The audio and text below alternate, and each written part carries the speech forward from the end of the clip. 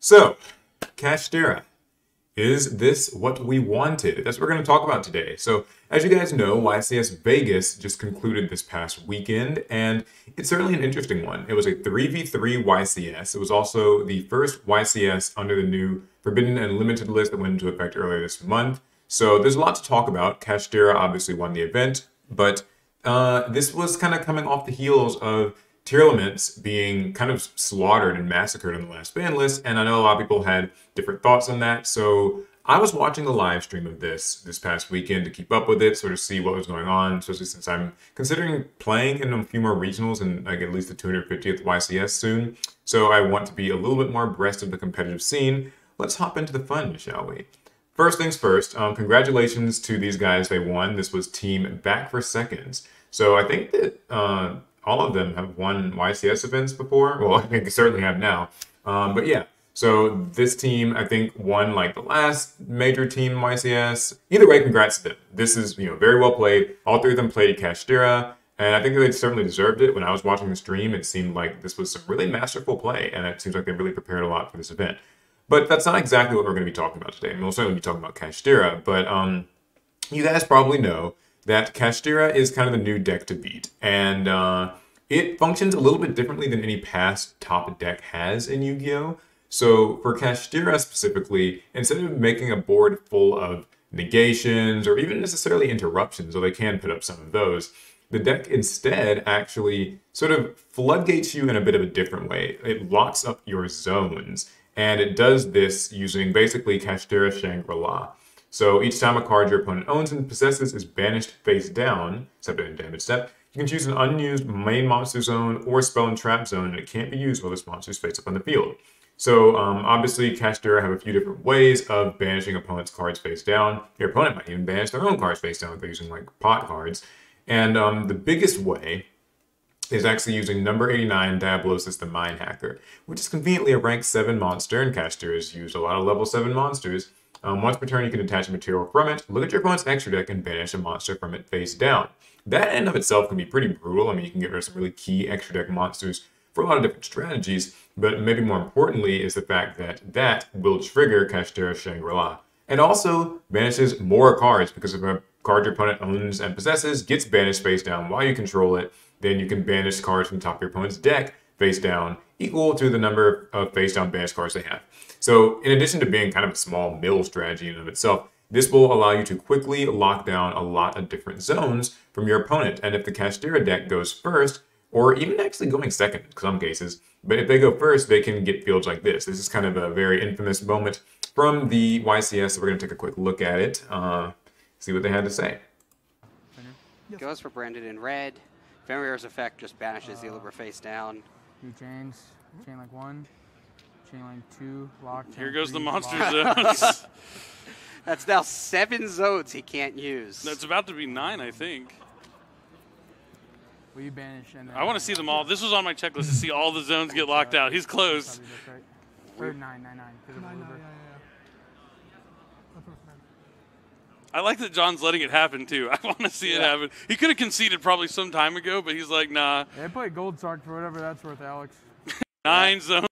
They also play so as you guys can see, basically this happened in the YCS. This was against Despia Branded, and it's pretty brutal, right? It's not a great look, I would say. In addition to his deck getting milled, he also has 9 zones locked. It's basically impossible to play. He ends up conceding shortly after.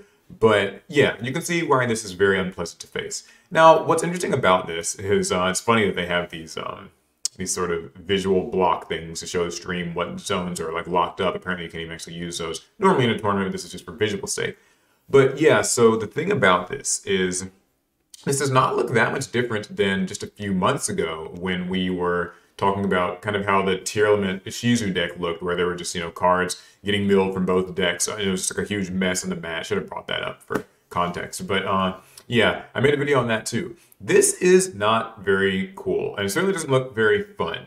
But on the other hand, is it perhaps considered more fair or balanced than the tier element Ishizu format that we just came from? Because Ishizu tier element, right, it was considered to be a tier 1 deck. It won the vast majority of top spots and events. since it came out, and it got hit pretty hard. It also kind of broke kind of the typical standard flow of play, I would say, with all the milling and kind of effects going off sometimes before your opponent even gets to their main phase. However, a lot of players did like the Tearlament Ishizu deck because they felt that it was skillful and interactive, especially in the mirror match. And people also felt that it was a beatable deck, although I don't know if the numbers necessarily support that entirely, but yeah, that's how some people felt about it. Other people really hated it. They don't like tier 0 decks. And so when that deck got hit, and this seemed like it was going to be the new deck on the block, right? The Kashtira deck. It's sort of like, how do we feel about it? Like, do we feel like this was an upgrade, a downgrade, a side grade? I know that the popular opinion right now of on like Kashtira is that it is probably the best deck in the format, but also that it is a little bit more of a polarizing one. Because there are outs to this sort of setup, right? So you can use things like Raw Sphere Mode or Lava Golem. By getting rid of Kashtira Shangri-La, the zones all open up again. You also can use things like Book of Eclipse, at least assuming that your spell and trap zones weren't all locked up. And there are a few other outs. You could, of course, use like Nibiru during your opponent's turn. Nibiru is a pretty key weakness for Kashtira because they don't typically have much of a way to deal with it. The same even could be said of Infinite Impermanence and sometimes even Ash Blossom if you can just slow their roll down enough that they can't lock up all your zones. So there are ways to deal with it, but the main problem is that it kind of becomes more of a just draw the out bro sort of situation where it's not really your deck that can beat Kashtira, it's whether or not you see these hard counters to Kashtira that determine whether or not you win. It also feels like it's a bit of a dice roll, right? If they go first, like in a situation sort of like this, then they could just lock up your zones before you get to do anything. It also is a little bit something that I don't hear talked about maybe as much with this deck too, is the fact that if they know the matchup they're facing, like if they know the deck you're playing, then they'll know whether or not to hit spells and trap zones first or monster zones primarily, because they don't always actually get all 9 zones. This was sort of an extreme case scenario. Sometimes it's only like 3, or sometimes it might just be 5. But yeah, so the Kashtira deck is pretty obnoxious in that way. However, most people feel that the deck itself is quite beatable and interactable when you have your zones. It's just that, like, when you don't and when you have to draw these, like, hard draw these out, that feels worse. So the question that I want to ask you guys then is, what do you prefer in this case? Do you think that Ishizu Tearlament was worse than this because it was a more dominant deck? At least we have more events to kind of gather data from compared to this. But while this deck is maybe more beatable on the surface, it also is like a lot less fun and it's more polarizing in terms of the results of the match.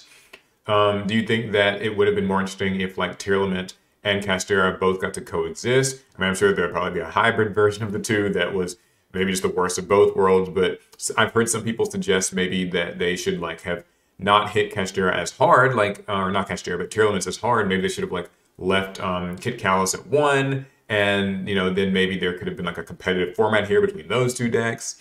Some people think they maybe should have preemptively hit something like Fenrir. Some people feel that the real culprit here isn't necessarily the Kashtira deck, but rather number 89, Diablosis the Mind Hacker. There's just so many things. I'm not really sure. I don't want to get too much into like what needs to be banned or whatever right now, because this is still just the one first event. It's just one set of results. There are plenty of regionals and there are plenty of YCS events coming up where people will likely be making adaptations to this deck. So I don't want to, I guess, jump the gun too quickly in saying that it's broken. It's even worse than Tier was. But I do want to know what you guys' thoughts are on this, because I know a lot of people wanted Tier gone. Is this kind of what you wanted next?